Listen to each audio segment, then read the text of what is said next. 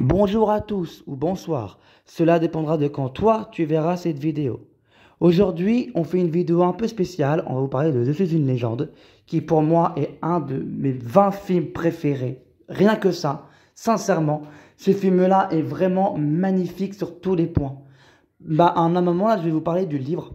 Je n'ai pas lu le livre, je sais qu'il a été écrit par Richard Matheson et sorti en 1953 ou 54, je ne me rappelle plus vraiment.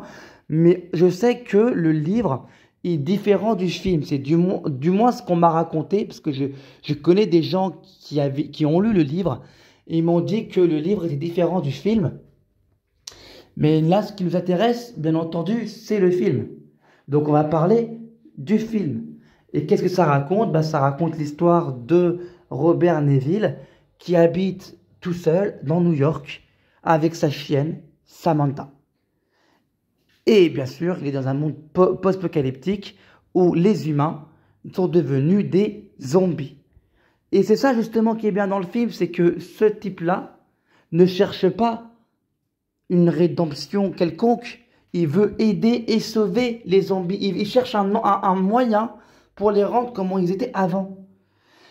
Ce film-là est beau. Il est beau, il est très bien fait, il est très bien réalisé. Pour moi, c'est un des meilleurs films de Will Smith. Très sincèrement, c'est un des meilleurs films de Will Smith. Vous savez quoi? Je vais vous dire un truc. Quand je le mets dans mes top 20, c'est vraiment, je vous dis que c'est un des films qui m'a le plus marqué au monde. Ce film-là m'a même fait peur la première fois que je l'ai vu. Comme vous, j'ai eu peur la première fois que je l'ai vu parce qu'il est réalisé d'une certaine façon où on ne peut faire qu'applaudir en fait. Ce film est un bijou. J'ai eu peur, j'ai eu de l'émotion, j'ai eu de la peine pour le gars et ça marche. Le film marche. Je peux pas dire que c'est le meilleur rôle de Will Smith, mais pour moi, c'est l'un de ses meilleurs. Un des meilleurs films qu'il a fait, très sincèrement, je ne peux qu'admirer le travail. La musique est composée par James Newton Howard. Et James Newton Howard, c'est qui? C'est le compositeur de King Kong, de Signe, de Incassable, de Sixième Sens. Et il a fait plein d'autres musiques. Par contre, oui, il y a un problème dans le film, c'est les CGI. Et ça revient souvent. Souvent, je vois les gens qui me disent que les CGI de ce film sont mauvais. Mais très sincèrement, on était en 2007, les mecs. En 2007, tu me fais des CGI comme ça, j'accepte. Tu me fais des CGI maintenant comme ça de nos jours, je n'accepte pas. Donc calmez-vous, le film est assez, moi je ne vais pas dire vieux, mais c'était en 2007 et c'est normal. Bien sûr, dans le livre, par contre, c'était des vampires de base et pas des zombies. C'est devenu des zombies parce qu'on a surfé sur la mode zombie. Alors on a mis des zombies tout simplement. Maintenant, on va parler de Sam. On va parler de Sam, le chien de Will Smith dans le film. Et je trouve que c'est pour moi une actrice, en fait. C'est un personnage à part entière. Regardez cette scène. Je sais très bien que c'est triste ce que je vais faire, mais regardez cette scène que je vais vous montrer quand Robert perd son chien, enfin sa chienne.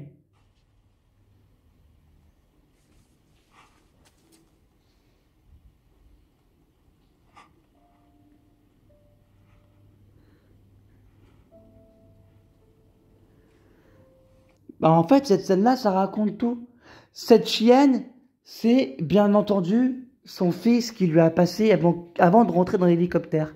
Et l'hélicoptère, on le sait tous si vous avez vu le film, l'hélicoptère a explosé. Il a perdu sa famille. Et cette chienne, c'est la seule chose qui restait de sa famille. Donc quand cette chienne meurt, eh ben Robert pète un câble, il devient autre chose, ce n'est plus le même. Il avait, en fait, quand il perd cette chienne, c'est comme si qu'il n'avait plus envie de vivre. Regardez quand il découvre que sa chienne n'est plus sa chienne.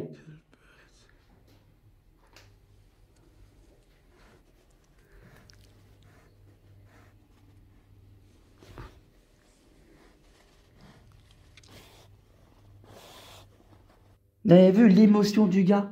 Et là, bien sûr, c'est la chienne avec Will Smith en avant-première, bien entendu. Et on va s'arrêter là, je pense. Parce que je crois que j'ai tout dit, j'ai tout raconté. Et je pourrais pas faire mieux de toute façon, donc abonnez-vous, hein. Non mais attends, l'actualité là, c'est pas fini. Il y a une actualité de ce film, il faut que tu leur racontes là. Ouais mais il le sait, raconte-leur. Bon bah d'accord, je leur raconte. Oh. Alors ouais, aux rumeurs en fait de Je suis une légende 2, qui devait se faire. Et apparemment, je pense le sujet a été annulé. Et je dis merci et bravo, parce que je ne voulais pas de ce film. Parce qu'en fait, le film Je suis une légende est tellement bien que je ne voulais pas de suite.